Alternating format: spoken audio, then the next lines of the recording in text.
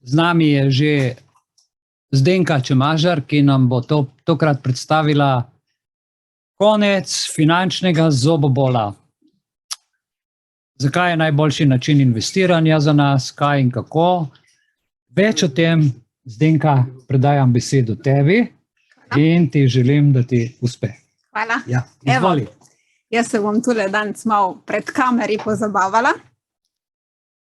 Še nisem čisto izgubila strahu, ampak bo šlo skozi. V zadnjih letih sem pa v bistvu precej izgubila strah pred raznimi finančnimi zgodbami, zaradi tega, ker bolj, ko naletiš na situacije, ko ne gre tako, ko bi moglo iti, bolj ugotoviš, kaj sistem je. Tudi tle se v bistvu pojavljajo psihološke pogodbe, kjer se dogaja marsikaj, kar ni v teoriji zapisano, bilo pokazano, ampak v praksi se je pa to izkazalo kot način delovanja v sistemu in na koncu smo dobili finančni zobobol, ker nekaj ni šlo v redu v samem projektu, katerega smo financirali. Pregledali smo teorijo, ki jo je zapisal pač nekdo v svetu, uvrgel med ljudi, glodali smo dalje, širili idejo in rekli, super, vzajemni skladi so fajn za investirati. Pa se je potem pojavil Bitcoin, pa smo spet pregledali zadeve, nekateri so se vrgli kar direkt v vodo, drugi smo dolgo spremljali pa razmišljali, zakaj je to dobro. Prebrali marsikaj, opazili marsikaj, recimo predvsem rasti tečajev, pa smo rekli spet, super, gremo v zgodbo. Pa se je spet pojavil na koncu psihološki trik, ko nekaj ni šlo v redu. In po vsem tem popotovanju 20-letnem, tudi znotraj slovenskega finančnega sistema, oziroma samih davčnih sistemov, finančnih produktov, bančnega sistema, ugotovimo, da v bistvu smo pozabili na najbolj bistveno investiranje. Investirali smo v projekte, v druge oblike po svetu, ki so ustvarjale po teoriji dobičke, v praksi pa se je dogajalo marsikaj. Pozabili smo pa na investiranje vase, zase in nase. To nase smo še nekako uporabljali, takrat, ko je bilo treba iti v trgovino, v kakšen velik trgovski center, si kupiti kakšno fajno oblačilo, ker nas reklame, televizije, okolica vabi v tak način delovanja, da je fajn, če lepo izgledamo. Ko pa gre za to, da še nekaj investiramo vase, se pa pri večini ljudi ustavi. Mene je pot vodila kar po eni taki potki senzibilnosti, občutljivosti, ki jo nosim v sebi, da sem kar zelo hiter, vsaj 10 let nazaj, pa lahko rečem še več, začela tudi razmišljati, da jaz moram nekaj investirati tudi vase, zato da se bom počutila bolj močno, bolj samozavestno in bolj v svoji energiji.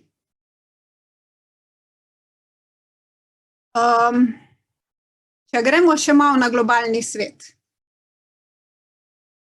Zakaj nas ni nihče naučil upravljanja z osebnimi financami? Zakaj so nas v šoli vabili v pionirske hranilnice? Kaj so nas navajali na varčevanje v bankah? Zakaj se je na koncu, potem ko človek odraste, v vrtincu revščine zgodilo 700 000 Slovencev? Kdo je odgovoren za to, da nas osnovna šola ni naučila upravljanja z osebnimi financami? Da kljub temu, da smo se veliko nekateri vseeno sprehajali po angleških teorijah, opazovali po svetu finančne produkte, ugotavljali, da smo mi še malo odzadaj, hvala Bogu, glede na to, kar zdaj vidno, kar je prišlo v zadnjih 2 letih na dan. Zakaj nas nihče ni želel o tem poučiti? Pa vseeno, v zadnjih letih se je v osnovni in srednji šoli strani mojega kolega pojavilo finančno opismenjevanje. Super ideja za to, da se spozna finančne produkte, principe delovanja, tudi matematične v bistvu vložke, ki vseeno lahko pomagajo k temu, da človek iz razpršene investicije nekaj naredi, kljub svetovni korupciji. Ampak veste, kje se je ustavilo, da se ni pojavila večja količina ljudi na teh predmetih? Pri starših. Moj otrok se pa že ne bo učil finančnih prijemov, to pa že ne. Otrok nima z denarjem kaj upravljati in se kaj iti te šole. Ker tudi jaz ne znam. Zakaj bi moj otrok znal več?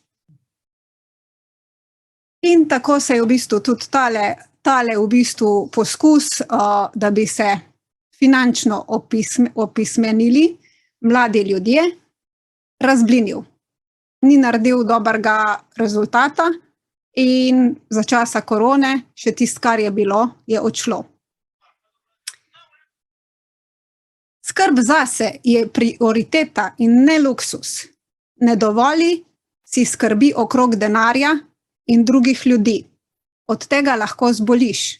Bodi ljubezen in radost. Ti si number one.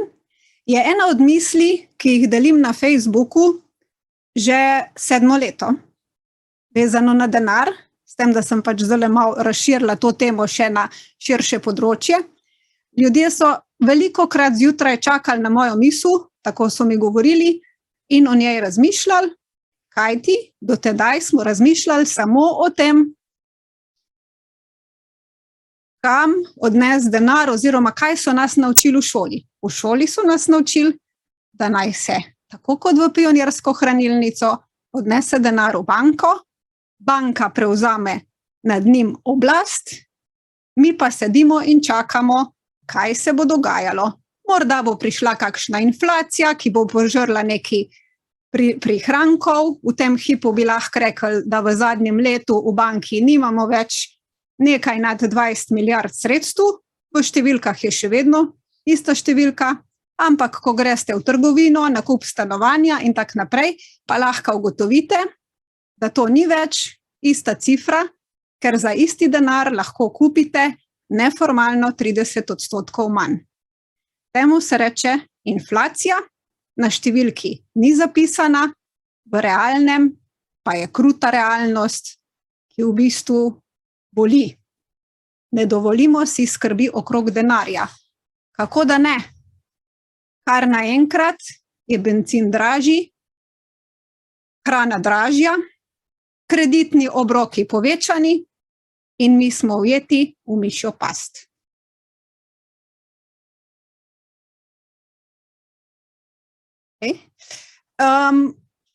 Ogromno se je v preteklosti zgodilo tehnoloških sprememb.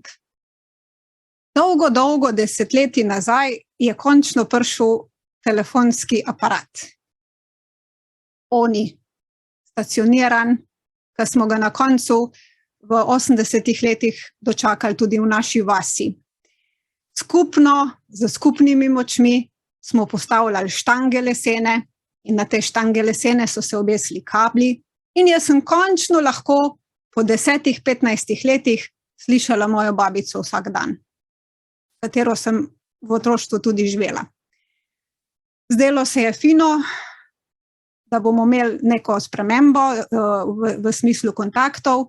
Mnogo stvari se je s tem tudi polepšalo, mnogo stikov se je izboljšalo, a po drugi strani je za tem klasičnim telefonom prišel pametni telefon, mnogo kasneje, se pravi takle, ki točno sledi, kje smo in ki lahko celo posluša, kje smo, pa ne samo on, še kdo iz ozadja, in s tem so nas dejansko spravili pod kontrolo, zopet v mišjo luknjo. Vozili smo se z konji. Na koncu smo kupovali bitcoine leta 2009.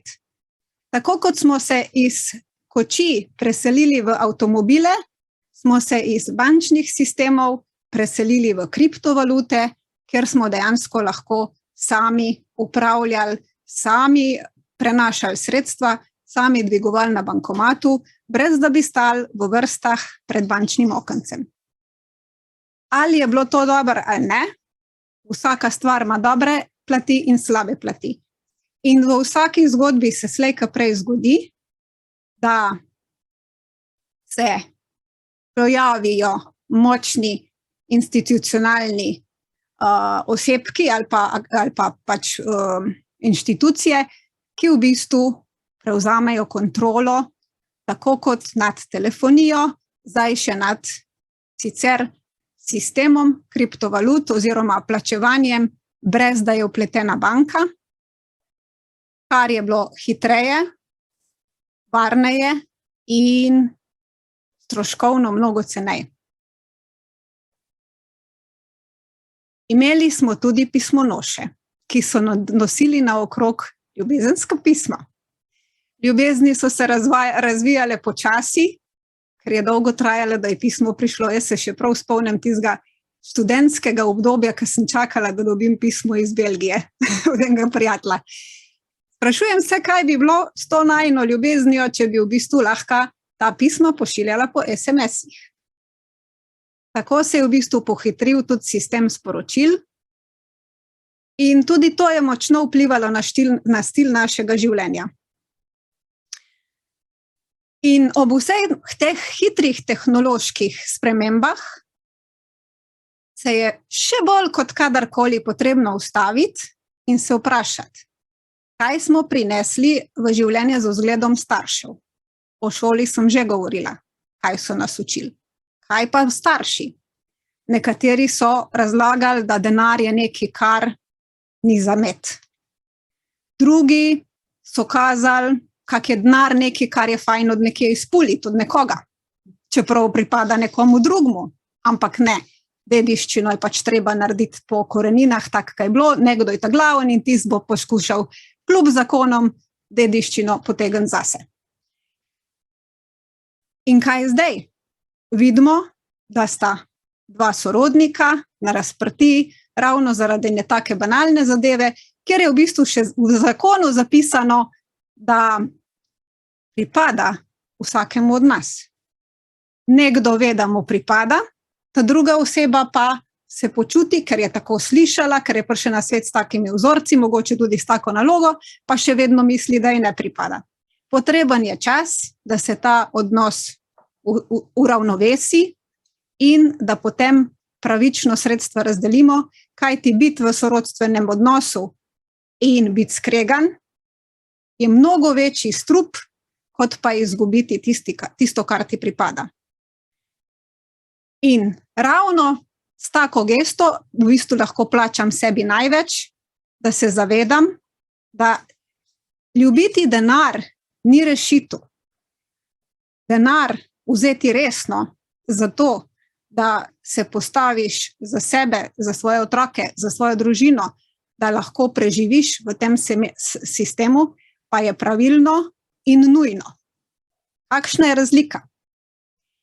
Ko ljubimo denar, pozabimo na sorodnike, pozabimo na otroke. V službi smo dan in noč se vrtijo številke v glavi in dan in noč se dogaja vedno večji pohlep v glavi človeka, ki razmišlja samo o tem, da ljubi svoj denar. Kaj pa tisti ljudje, ki se nahajajo okrog njega? Kje so čustva, kje so odnosi, ki bi družino povezovali v takem primeru? To je naloga, o kateri lahko razmišljamo in delujemo vsak zase. Verjamem, da ko en odpre to temo v družini, pa začne na tak način razmišljati, se spreminja vse. Dogaja se družinski pretres, ampak na koncu se z vztrajnostjo zahtevati in pokazati, kaj je pravično, zgodi tudi pravični rezultat, ki recimo da v preteklih rodovih nikoli ni bil izveden. Zakaj ne? Ja, ker se je koreninski vzorec iz dedka prenesel na hčer, pa iz hčere na vnuka in tako naprej. In ljudje v preteklosti niso razmišljali in so enostavno sledili vzorcem. Danes pa imamo srečo, ker imamo tehnologijo, ki nam omogoča, da se ozaveščamo o svojih pravicah, da se s kom pogovorimo, kaj on o tem misli, in v tem smislu tudi spreminjamo koreninske vzorce v družini, kar je bistveno in izjemno darilo, in s tem finančni zobobol odpade. Zakaj to potrebuje družba? Se pravi, zakaj potrebuje družba take slike, take matične celice, družinske celice, ki tako postopajo? Zato, da se družba od posameznikov, ki funkcioniramo na drugačen način, nauči, kaj je prav in kaj ne. Kaj je pravično, kaj je tisto, kar je za dobro družbe zdravo, ljubeznivo. Ni denar ljubezen, so pa lepi odnosi, pravično razdeljena premoženja, tisto, kar bogati družbo. In pretok v družinskih odnosih je nazaj zopet lep, čeprav vemo, da je v slovenski družbi veliko tega zobobola vezano na dediščino, ampak več, ko o tem govorimo, več, ko o tem razmišljamo, več, ko na tem področju delujemo, večji premiki se bodo zgodili, ena po ena in potem na koncu še za družbo. Ok, to je bil en način, kako izboljšati svoje denarne navade. Kaj pa tole? Grem v trgovino, imam plačilno kartico, v izložbah vidim same zanimive stvari, zdaj smo bili malo prikrajšani za ta popotovanja po trgovskih centrih, ker nekateri pač nismo želeli upoštevati vseh tistih odlokov, ki so si jih zamislili, in nam je bilo popotovanje med izložbami z maskami brez veze. Celo bilo je obdobje, ko nismo mogli pomeriti oblačila. Samo vzeli smo ga lahko in odnesli domov. Tak nakup nima smisla. Moji otroci so se naučili internetnega nakupovanja in v trgovske centre več ne gremo, ker ko smo bili enkrat tam in nismo mogli oblačil pomeriti, smo ugotovili, da je to brez veze. V vsaki stvari je nekaj dobrega. Danes smo tule na Zoomu. Kdo nas je to naučil? 2 leti nazaj je redko kdo zares pristal na to, da se naredi sestanek na Zoomu. Jaz sem jih v bistvu počela že vsaj 10 let. Imela sem mala 2 otročička, ki sta zahtevala mojo pozornost in prisotnost, obenem pa so moji krediti, na katere so me ujeli, zahtevali tudi mojo denarno aktivnost. Danes je na Zoomu veliko ljudi. Danes ni več težko nekoga prepričati, da preko Zooma naredimo sestanek, pa čeprav živi mogoče v sosednji ulici. To je tisto, kar smo pobrali pozitivnega od tega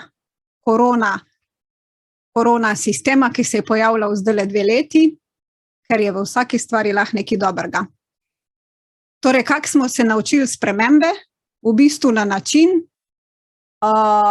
kot sem že rekla, da je vedno v vsaki stvari lahko najdemo tudi nekaj dobrega, ne?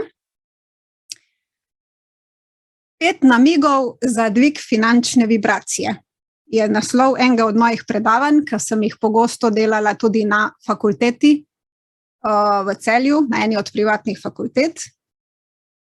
V teh namigih pišem ali pa govorim tudi o tem, da je za pot do obilja potreben odkriti odnos s partnerjem, z družino. Ne tisti, kdo bo več pobral v tisti dediščini, ampak dajmo se to pravično razdeliti in dajmo se še naprej imeti radi. Sicer pa, ko imamo enkrat postavljen partnerski proračun, je zelo dobro, da je ta proračun namenjen večjim področjem. V tem trenutku so življenjski stroški večji, kot so bili pol leta nazaj ali pa 1 leto nazaj. Kar pomeni, da bomo prikrajšani pri počitnicah, dobrodelnosti, izobraževanju, prihrankih za prihodnost in še katerem sektorju. Ampak vseeno, hobiji, dobrodelnost, izobraževanja, prihranki so ravno tako pomembne komponente kot sami življenjski stroški. In en tak razpored izdatkov je fajn, da si vsak naredi pri sebi in da razmišlja, da je zelo pomembno, da samo z vzgledom dajemo tudi otrokom sporočilo, kako z osebnimi financami. Jaz imam 2 sinova.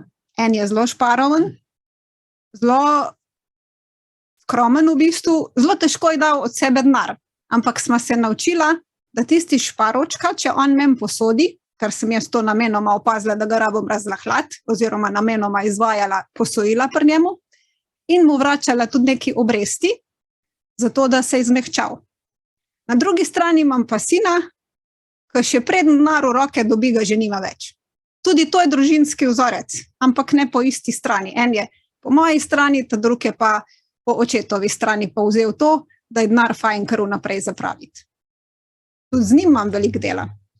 Danes sem ga poslala v trgovino, on zelo rad gre v trgovino, ker si pol kup še kaj zase, kakšen priboljšek, ta velik noče iti, ker je bolj šparovn.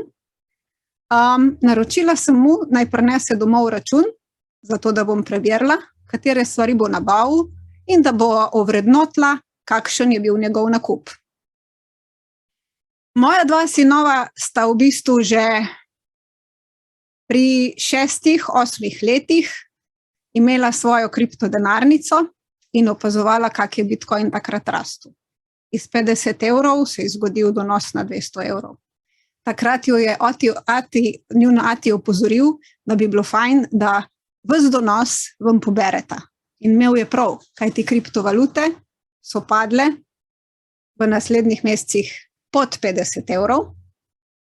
In moja 2 sinova pač nista naredila dviga, seveda bi to naredila z mojo pomočjo, in sta padla čez izkušnjo, kak neki naraste in pade. Nič hudega, ampak iz tega sta se učila. In tega nas v šoli ne učijo. Prav tako nam nikoli niso povedali, da vložek v banki prinese 2% obrestno mero, če pa mogoče kupujemo direktno po tečajih, recimo po delčkih, pa lahko naredimo z istimi vložki, naprimer 40%. Samo, da smo vlagali čez drugi vhod. Tudi tega nas niso naučili v šoli. In zdaj investiramo v znanje, v teh trenutkih, zelo pomembno, najpomembnejše, da investiramo v znanje, v svoje zdravje in v krepitev svoje osebnosti. Zato napiši za domačo nalogo, kaj želiš in kaj si potrebuješ. Malo sem zdaj se pohecala, ampak mislim tudi resno. Ostalo mi je pa to še iz šolskih klopi. Namreč leta 2001 sem izstopila iz šolskega sistema, ker tam nisem začutila mojega poslanstva. Razjedalo je celo moje telo, ko sem videla, kak na kakšen način bi mogla delovati, in sem iz poučevanja matematike v srednjih šolah odšla, ampak to z veseljem še vedno počnem po potrebi, oziroma ko si zaželim. Veliko sem tudi inštruirala in s tem otrokom prinesla v bistvu več lepega, več uporabnega, kot bi sicer. V tem obdobju zadnjih 10 let, v bistvu takrat, ko je bil drugi sin mala štručka, sem tudi poučevala poslovno matematiko na fakulteti eni v Celju in ugotovila, da dejansko učbeniki ne prinesejo čisto nič konkretnega študentom.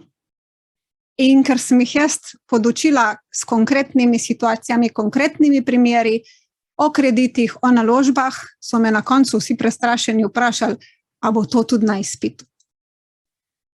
In moj odgovor je bil, če si ste zapomnili te konkretne primere in da vam je to tisto, kar vam bo ostalo za življenje, potem ste naredili življenjski izpit, ne izpit iz poslovne matematike. Pa dajmo še investirati v sebe. Kaj radi počnete? Kaj je tisto, kar bi vam bilo v tem hipu zelo težko plačati sebi, privoščiti sebi, ampak si želite. V tem hipu razmislite, pa če imate zraven sebe kakšen papir, pa si napišite tisto, kar vam prvo pade na pamet. Jaz pa vam dam nekaj sugestij, zato da boste lažje razmišljali naprej. Ali ste si želeli mogoče kdaj igrati kak inštrument, pa ni bilo možnosti. Pri meni je bilo tako. Bili smo v hribu, veliko smo delali z naravo, hvaležna sem za vse te izkušnje, ampak do mojega klavirja, 10 kilometrov nižji, ni bilo nikogar, ki bi me pripeljal, in klavir je ostal moja velika želja do pred 5 let. Danes ga tedensko treniram z učiteljem in investiram v to področje. Plesali smo veliko, kaj pa današnji otroci? Kam lahko še grejo plesati? Ali so to mogoče načrtno iz ulic premestili v korono, ko to ni dovoljeno, čeprav je ples izjemna terapija, sploh za mladostne depresivne dni. Ročna dela.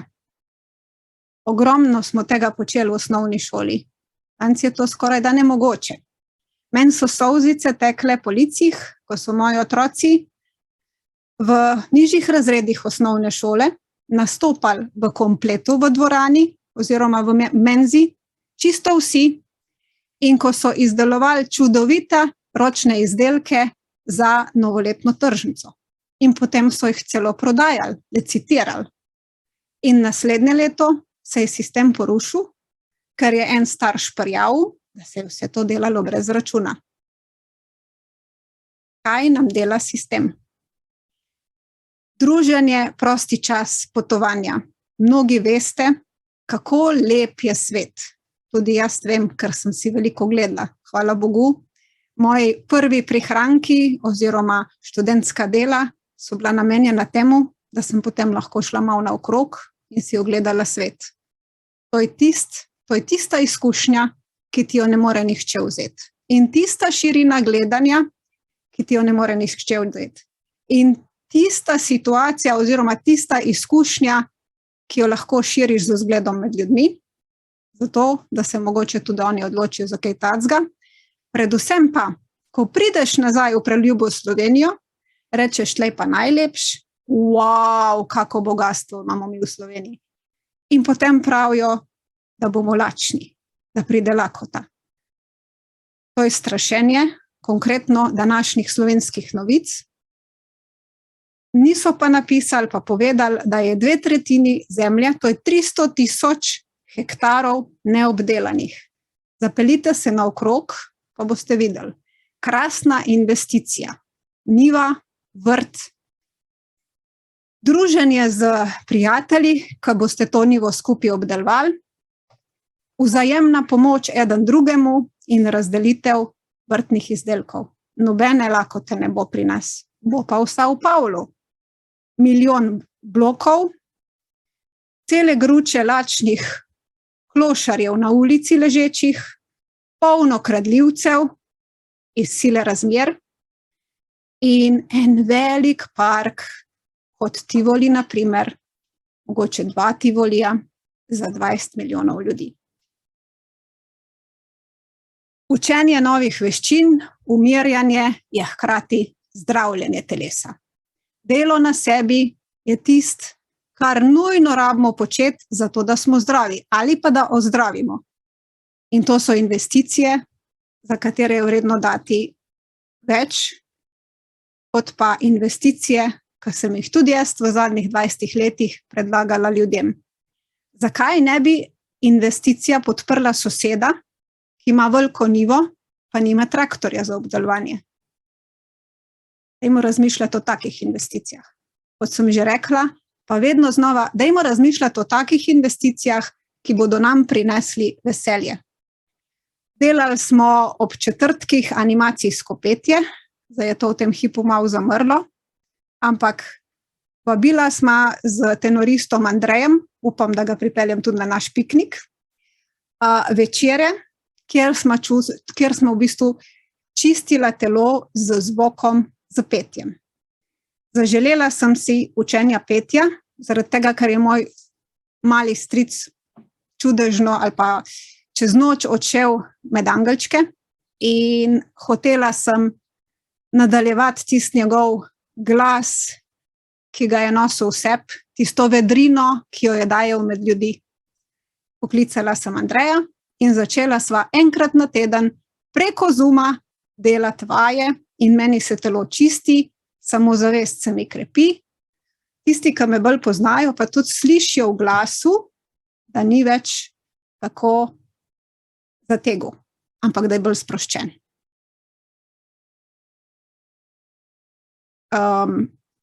Ja, koliko imamo še časa, še lahko nadaljujem.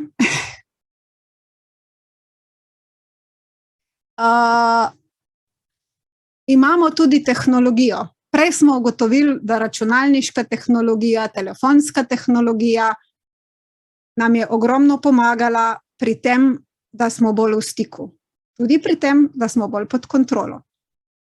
Medicina je razvijala stvari naprej že od leta 1913 do take točke, da smo mnogi ugotovili, da nam tisto, kar nam v bolnici in zdravstvenem domu dajo, ubija. Moje telo je tako. Zastrupla. Povzroča alergije. In mnogi smo prišli do situacije, ko smo morali poskusiti nekaj drugega, zato da smo ozdravili. Pri meni je bila ta pot kar 33 let dolga in ko sem prišla do načinov zdravljenja, psihološka terapija, bioresonanca in zdrava domača prehrana, se mi je telo končno pozdravilo. Kaj v bistvu bioresonanca je? Gre za frekvenčno zdravljenje. Nič ne vidimo, nič ne čutimo, nič se ne dogaja. Moja izkušnja je pa bila, da po pol leta, po enih 10 terapijah, se je moj želodec pozdravil brez tablet. Čudežno sem šla ponovno na gastroskopijo, vmes so bile še močnejše bolečine, kakor sicer. In tistih težav, ki sem jih imela, zaradi česar sem imela slabost, rano na želodcu in tako naprej, vse to se je čudežno pozdravilo. Temu rečemo frekvenčno zdravljenje. In to frekvenčno zdravljenje je v zadnjem obdobju, jaz imam možnost tole spremljati, močno napredovalo. Zdravljenje v obliki terapij, torej same terapije, lahko potekajo doma z napravo, ki omogoča tako večjo sproščenost, zdravljenje akutnih bolezen, kot povečano prekrvavljenost v telesu, pa tudi odstranjuje kar v bistvu zdravniki odrežejo, naprimer skupaj z maternico stran. To je to, kar bo v bistvu nova tehnologija v bontonu zdravljenja, ampak ne za vse, samo za tiste, ki smo ali pa bomo prišli do točke, da si ne želimo več kemofarmacevtskega zdravljenja.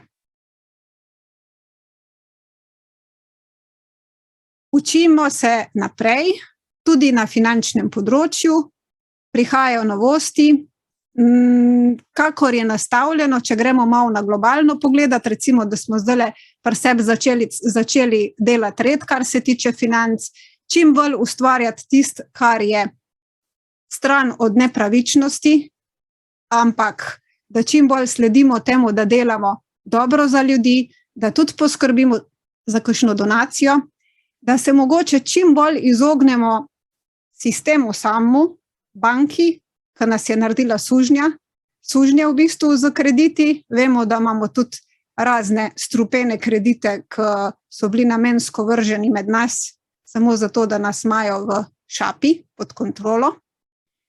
In ko se iz vsega tega sistema umaknemo, ko začnemo razmišljati, da sosed da sosedu, prijatelj da prijatelju, ker mu bo prijatelj dal nekaj drugega nazaj, torej gre za izmenjavo, potem dejansko lahko denar celo odpade. A tudi, če ne odpade, ampak ga imamo zato, da podpremo nekaj dobrega pri nekomu, temu nekomu, ki nam da tudi nekaj dobrega, naprimer čisto sveže češnje, kjer sem recimo celo pomagala jih nabirati, ampak so 10-krat bolj slastne in 100-krat manj zastrupljene kot tiste ob avtocesti, potem vemo, da gre za solidarnostno, socialno sodelovanje en drugmu, ko si eden drugmu delamo nekaj dobrega. Spodbujala sem gospo, ki ima veliko češenj, da jih ne poreže, ne poseče, ker te češnje so tiste, ki jih lahko sveže utrgamo in sveže pojemo. Mi, ki smo še rasli v naravi, pri babicah in tako naprej, smo to doživljali. Naši otroci dobijo, če dobijo češnje, polne aditivov in strupov in potem se čudimo, od kje alergije. Gospa mi je povedala, da ob avtocesti tiste češnje in tiste mize pripadajo samo ljudem, mafiji, ki te mize sploh lahko postavi, ona pa mora poiskati prostor drugje. In kaj naredimo, ko se peljemo proti morju?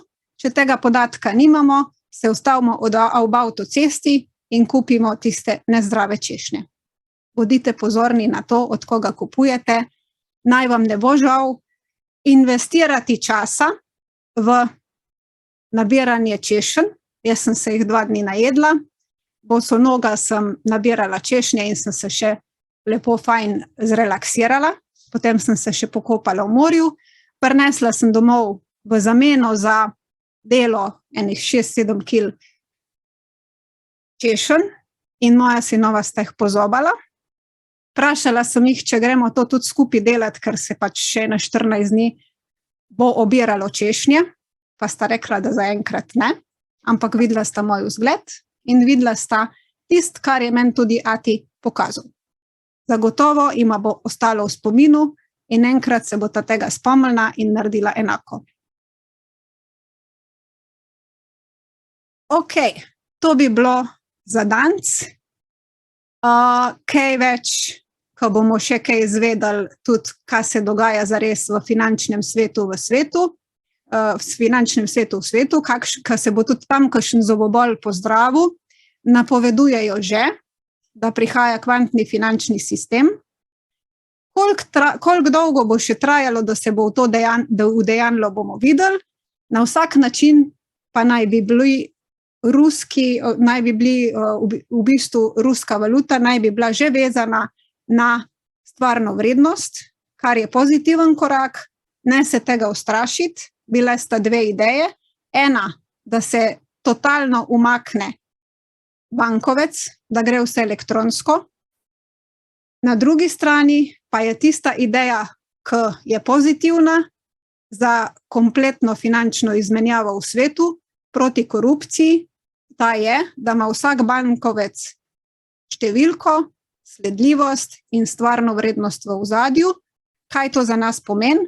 Da ne bomo več tako izigrani, kot smo bili do zdaj, in da bodo tisti glavni v svetu, ki so nas finančno imeli kot lutke v lutkovnem gledališču, pod kontrolo, počasi odpadli, kajti ta denarni sistem je narejen ali pa si ga želijo vzpostaviti že vsaj od leta 70, pa ni ratalo, pa tudi leta 2001 ni ratalo, pa tudi danes še mogoče čist ni v celoti ratalo, ampak korak za korakom se pa vendarle približujemo tako imenovanemu kvantnemu finančnemu sistemu, ki bo poskrbel za pravičnejši finančni sistem, kjer nas ne bodo v vsakem trenutku izigrali z inflacijo, če jim bo tako pasalo, z propadom banke, z močnim tresljajem borze. Vse to je ena velika manipulacija, tega pač nismo vedeli, ker smo brali teorijo, v praksi pa si nismo znali predstavljati, da imajo z v bistvu denarjem v banki, ki ga večina ljudi tam pušča, tako kot uči šolski sistem, da imajo v bistvu glavni igralci v svetu s tem denarjem v banki moč nad investitorji, ki smo želeli, ki smo podpirali dobre ideje za to, da vzrejo svet. In ko se bo tole z tem kvantnim finančnim sistemom zares začelo udejanjati bolj množično po več državah, naj bi počasi ta manipulacija odpadala. Želim vam lep večer še naprej, pa nasvidenje še kdaj drugič.